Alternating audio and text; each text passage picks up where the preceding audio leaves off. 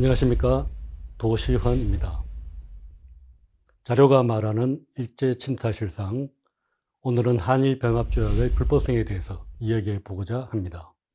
일본은 1910년 한국강제병합과 식민지배가 합법적인 조약에 의한 것이라고 주장하고 있습니다. 그렇다면 1910년 한일병합조약이 국제법적으로 유효한 것이었을까요? 전혀 아닙니다. 일제의 강압에 의해서 체결된 것으로 체결 당시부터 무효였습니다. 19세기 말 이래 일제는 미국 등과 맺은 불평등 조약을 개정하려고 노력하는 한편 침략을 합법화하는 국제법적 근거를 확보하는 데도 힘썼습니다. 한국을 강제로 병합하는 과정에서도 조약 형식을 취하였으며 과정마다 국제사회의 동의를 확보하려고 했습니다. 일본은 1, 2차 영일동맹, 카스라테프트 밀약, 그리고 러일 강화 조약을 통해서 한국에 대한 독점적 권리를 인정받으려고 했습니다. 5단계로 정리할 수가 있을 것 같습니다. 일제는 러일 전쟁 발발 직후인 1904년 2월 23일 한일 의정서를 체결하여 한국의 영토를 마음대로 사용하였습니다. 같은 해 8월 22일 한일 외국인 고문 용병에 관한 협정을 강제하여서 재정과 외교 실권 역시 빼앗았습니다. 러일 전쟁에서 승리한 직후 1905년 11월 17일 을사늑약을 체결하여 외교권을 빼앗았습니다.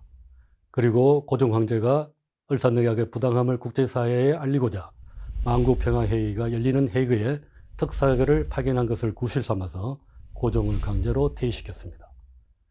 그 후인 1907년 7월 24일 정밀 7조약을 체결하여 사법권 역시 빼앗았습니다. 이어서 대한제국 군대를 해산하고 경찰권마저 빼앗았습니다. 순차적으로 국권 침탈을 위한 기반을 다져나갔던 것입니다.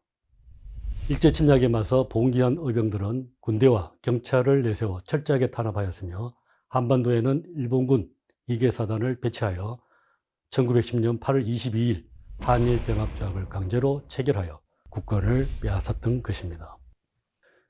그러나 조약 체결의 절차와 형식에 있어서도 중대한 결함이 있었습니다. 당사국 간 합의하에 체결한 조약에 이름조차 없었으며 체결권자의 위임 조항 등에 있어서도 문제가 있었던 것입니다. 무엇보다도 이 모든 조약이 무장한 일본군과 헌병들이 공포 분위기를 조성한 가운데 한국의 국왕과 대신들에게 한국의 자발적 요구를 내세워 침략 의도를 은폐하였던 것입니다. 그 대신 황실 및 대신들의 지위와 재산을 보존해주는 회유와 협박을 행하여 체결되었던 것입니다.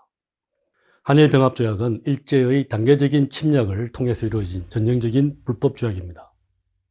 이 조약은 한국 황제가 한국 전부에 관한 일체의 통치권을 완전하고 또 영구히 일본 황제에게 넘기고 일본 황제가 그것을 수락하여 한국을 일본 제국에 병합하는 것을 승낙하는 형식을 취하고 있습니다. 순종 황제는 1926년 4월 26일 운명하기 직전 곁을 지키고 있던 국내 대신 조정구에게 자신은 나라를 내주는 조약의 조칙에 서명하지 않았다는 유언을 남기고 있습니다. 칼을 앞세운 일본 군인의 협박 속에서도 대한제국 황제는 분노하며 조약서에 서명하지 않았지만 을사오적이 공모하여 조약을 체결하는 장면입니다. 오른쪽 아래에 적은 한일협약도의 협자를 화합하다라는 뜻의 협자가 아닌 위협하다의 협자를 썼다는 것은 조약 체결의 부당성을 풍자하고 있는 것입니다. 한일병합조약은 대한제국의 황제로부터 민중에 이르기까지 모든 사람의 격렬한 항의를 군대의 힘으로 짓누르고 실현시킨 문자 그대로 제국주의 행위이며 불이 부정한 것이었습니다.